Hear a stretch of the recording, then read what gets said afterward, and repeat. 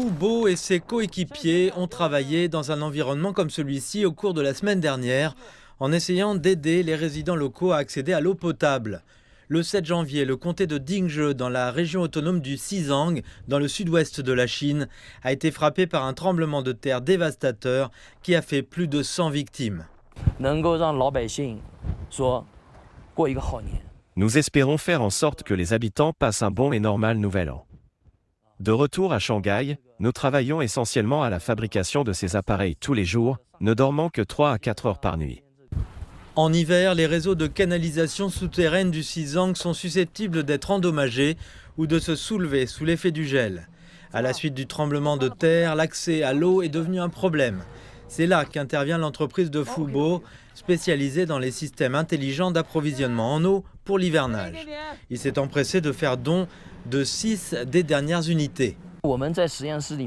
Nous avons mené des expériences à la fois dans notre laboratoire et dans des agences nationales de tests professionnels, et nous avons constaté que résoudre la question de l'eau potable dans un environnement de moins 50 degrés avec notre équipement n'était pas un problème majeur.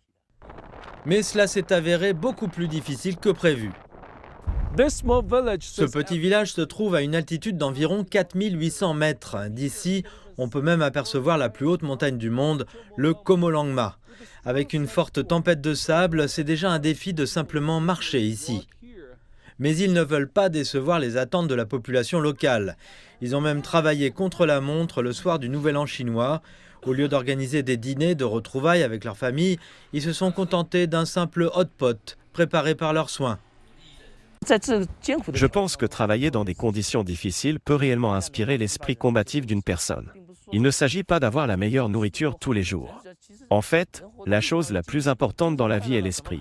Tant que l'esprit est heureux, je ne pense pas que le reste ait beaucoup d'importance. Foubo affirme que rien ne peut le rendre plus heureux que de voir les visages souriants des habitants qui ont accès à de l'eau potable sur le pas de leur porte. Mais il dit qu'il y a encore beaucoup de chemin à parcourir avant de pouvoir aider plus de gens. Nous sommes une entreprise technologique, et la chose la plus importante pour nous est de nous engager continuellement dans la recherche et le développement. Nous identifions les problèmes grâce à l'utilisation du monde réel et nous nous améliorons constamment. Nous visons à fournir de meilleurs produits aux habitants des zones sinistrées, ici au Xizang, pour les aider à vivre mieux. Il explique que son travail découle de l'amour particulier qu'il porte à ce morceau de terre pure et plus important encore de sa responsabilité en tant qu'entrepreneur.